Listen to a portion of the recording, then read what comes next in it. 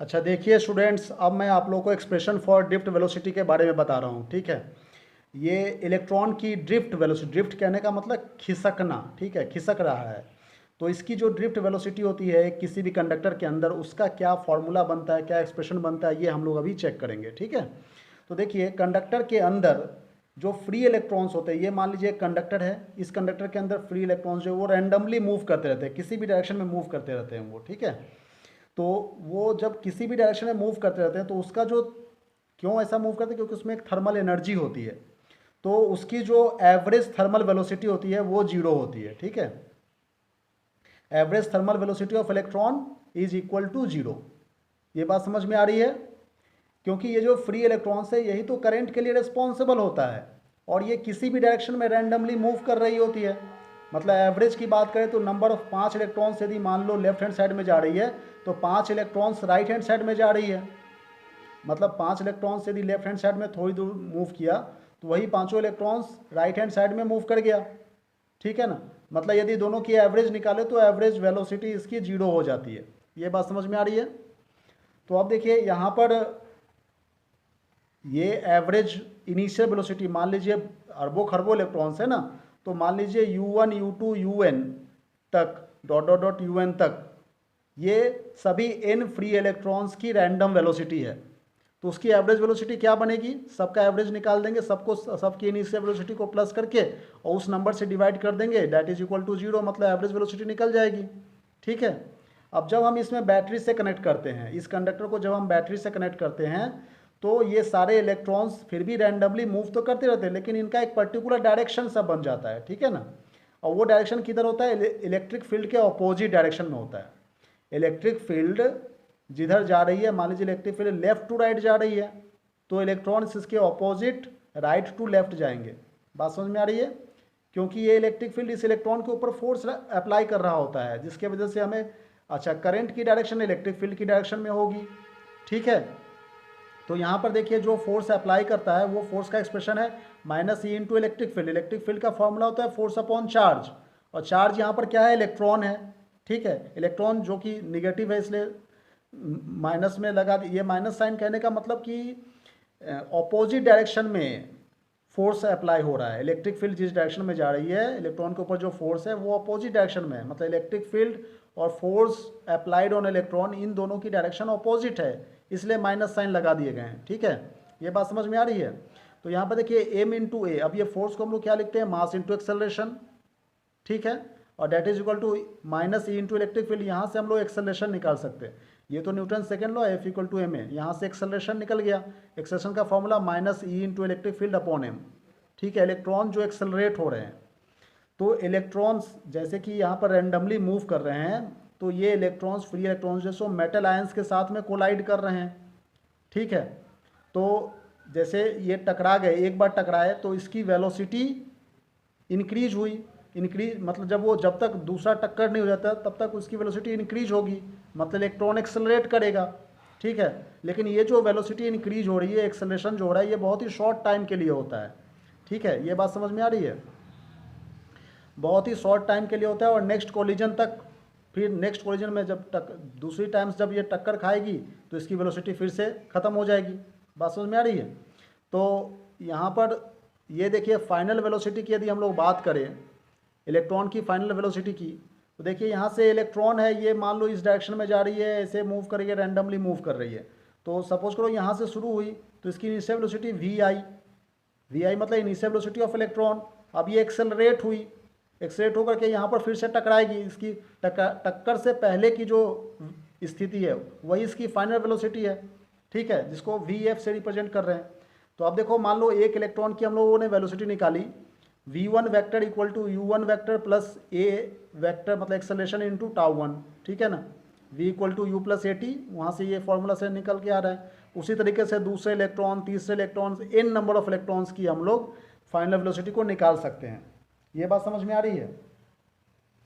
तो देखिए, जैसे कि मैंने अभी क्या बताया कि कंडक्टर है, यहाँ पर कंडक्टर में इलेक्ट्रॉन्स जो है वो रैंडमली मूव कर रहे हैं, किसी भी डायरेक्शन में मूव कर रहे हैं, तो उसकी इनिशियल वेलोसिटी हो गई जीरो। ठीक है, और जब हमने बैटरी से कनेक्ट कर दिया तो इसके ऊपर एक इलेक्ट्रिक फील्ड लग गया, वहाँ से इलेक्ट्रिक फोर्स लग रहे हैं इलेक्ट्रॉन के ऊपर जो कि अपोजिट डायरेक्शन में है, तो force equal to mass into acceleration, यहाँ से एक्सेलरेशन की एक्सप्रेशन हम लोगों ने निकाल लिया। ठीक है ना। अब हम लोग फाइनल वेलोसिटी की बात करें, जब इलेक्ट्रॉन, जब ये इनिशियल वेलोसिटी है, उसके बाद ये एक्सेलरेट हुआ, यहाँ पर फाइनल वेलोसिटी पर चला गया, ये टाउ क्या है, रिलैक्सेशन टाइम है। दो सक्सेसिव कोलिजन्स के बीच के टाइम को हम लोग कहते हैं रिलैक्सेशन टाइम। मतलब इलेक्ट्रॉन यहाँ पर टकराया, टकराने के बाद ये रिलैक्स हो गया, रिलैक्स होकर के आगे बढ़ रहा है, ठीक है, और फिर ये यहाँ पर फिर टकराएगा फाइनली। तो इन दो टक्कर के बीच में ये रिलैक्स कर रहे थे ये इलेक्ट्रॉन, इसलिए इसको रिलैक्सेशन टाइम कह रहे हैं कि जिस टाइम तक वो रिलैक्स किए। ठीक है ना, उसको हम लोग कहते हैं रिलैक्सेशन टाइम, जिसे टाउ से रिप्रेजेंट करते हैं, टाउ 1। यहाँ तक समझ में आ रही बात। तो अब देखिए, इसके बाद हम लोग सॉल्व करेंगे final velocity. Average velocity of, मतलब ये जो एक इलेक्ट्रॉन की वेलोसिटी है, दो इलेक्ट्रॉन की, इस तरह से n इलेक्ट्रॉन्स की, सब की ये फाइनल वेलोसिटी है। तो यदि हम लोग एवरेज वेलोसिटी निकाले तो एवरेज वेलोसिटी का फॉर्मूला क्या होगा, एवरेज फाइनल वेलोसिटी का फॉर्मूला, इन सब को हम लोग प्लस कर देंगे। एवरेज वेलोसिटी मतलब एवरेज कैसे निकालते हैं, सबका प्लस करके और उसको n से डिवाइड कर दीजिए, एवरेज निकल करके आ जाएगा, है कि नहीं। जैसे हम लोगों ने यहाँ पर इनिशियल वेलोसिटी का एवरेज निकाले थे, सबको प्लस करके n से डिवाइड कर दिए, उसी तरह से आप फाइनल वेलोसिटी का एवरेज निकालेंगे। ठीक है, तो देखिए यहाँ पर फाइनल वेलोसिटी का एवरेज हम लोग कैसे निकाल रहे हैं।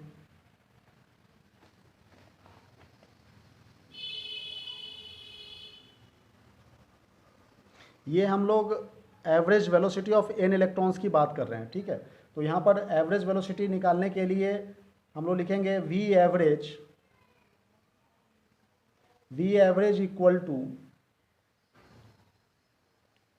v1 vector plus v2 vector plus dot dot dot dot plus vn vector upon n। इसी तरह से तो एवरेज निकालते हैं। अब इसकी जो फॉर्मूला है, v1 के जो फॉर्मूला है, v2 v3 सब की फॉर्मूला हम लोग लिख देंगे यहाँ पर। ठीक है, लिख करके फिर प्लस करेंगे। तो v1 का क्या होता है, u1 vector plus a vector acceleration into tau 1। उसी तरीके से v2 का v2 vector plus a vector into tau 2 plus dot dot dot plus, अब vn का भी हम लोग निकाल सकते हैं इसी तरीके से। vn का कैसे निकालेंगे, un vector plus a vector into tau n। ठीक है, ये बात समझ में आ रही है। अब इन सब को हम लोग डिवाइड कर देंगे, n से डिवाइड कर देंगे। ठीक है, तो यहाँ हमारा एवरेज निकल करके आ रहा है। अब हम लोग इसे अलग अलग कर देंगे, ये u1 u2 u3 सबको अलग लिखेंगे, u1 vector plus u2 vector plus dot dot dot dot plus un vector upon n। ठीक है, मतलब ये टर्म्स जो है वो जीरो हो जाता है, और यहाँ से हम लोग जो बच गए उसका कॉमन ले लीजिए, a वेक्टर को कॉमन ले लेंगे, तो यहाँ पर क्या बचेगा, tau 1 plus tau 2 plus dot dot dot tau n। ठीक है, अपॉन में n। ये बात समझ में आ रही है। अब ये जो टर्म है ये सब जीरो हो गया है, plus a vector into tau. यहाँ तक समझ में आ रही बात, क्योंकि ये जो टर्म्स है इसको हम लोग टाउ ही कह रहे हैं। ठीक है, यहाँ पर हम लोग लिख सकते हैं कि टाउ इक्वल टू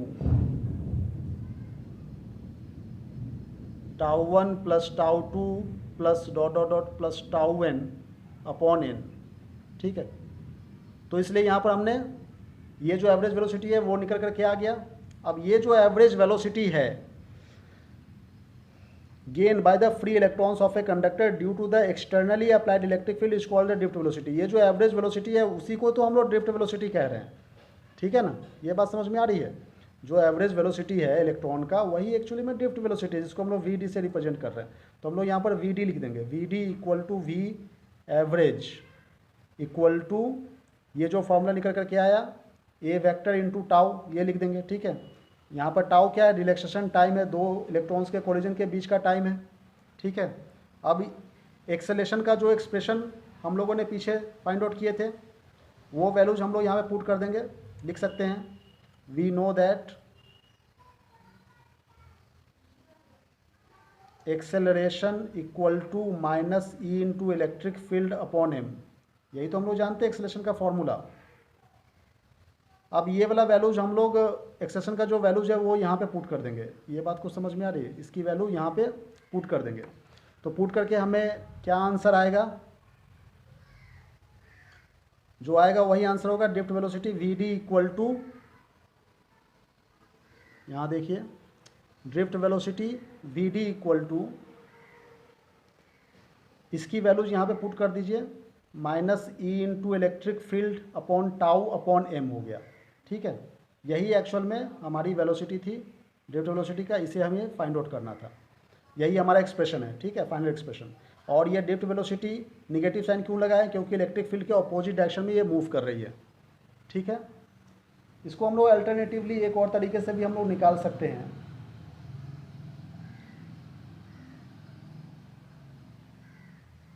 अच्छा, ये जो टाउ है ये एक्चुअल में कांस्टेंट वैल्यू है। ठीक है ना, ये टाउ एवरेज निकाल रहे हैं ना यहाँ पर, एवरेज, ये एवरेज जो है वही टाउ है, ये टाउ जो कि कांस्टेंट है, ये रिलैक्सेशन टाइम को रिप्रेजेंट कर रहा है। अच्छा, अल्टरनेटिवली हम लोग दूसरे तरीके से भी इसको हम लोग सॉल्व कर सकते हैं। कैसे सॉल्व कर सकते हैं ये देखिए, जैसे कि हम लोग v equal to u plus a t का जो फॉर्मूला जानते हैं उसके हिसाब से हम लोग बना सकते हैं कि ये मान लीजिए फाइनल वेलोसिटी है, ये इनिशियल वेलोसिटी है, प्लस एक्सेलेरेशन का फॉर्मूला क्या होता है? Minus e into electric field upon m into tau. ठीक है, तो ये जो फाइनल वेलोसिटी है यही तो एक्चुअल में एवरेज वेलोसिटी है। इसको फाइनल भी कह रहे हैं और एवरेज भी कह सकते हैं। ठीक है ना, average velocity that is equal to, और ये इनिशियल वेलोसिटी, वही इनिशियल वेलोसिटी या फिर एवरेज वेलोसिटी, तो इसकी वैल्यू क्या होती है? ये जीरो हो जाती है कि नहीं? That is equal to zero. इसकी वेलोसिटी यहाँ पे क्या जानते हैं हम लोग? जीरो ही तो जानते हैं, एवरेज वेलोसिटी को निकाले थे। और जो फॉर्मूला बच गया minus e into electric field upon m into tau, वो लिख देंगे। ठीक है, तो देखिए यहाँ से, और ये एवरेज वेलोसिटी, इसको हम लोग क्या कहते हैं? ड्रिफ्ट वेलोसिटी कहते हैं। यही तो एवरेज वेलोसिटी है चाहे ड्रिफ्ट वेलोसिटी है, और जिसका एक्सप्रेशन यहाँ पर निकल करके आ गया। ठीक है, तो शॉर्टकट हम लोग इस तरह से भी फाइंड आउट कर सकते हैं एवरेज वेलोसिटी का। Thank you very much.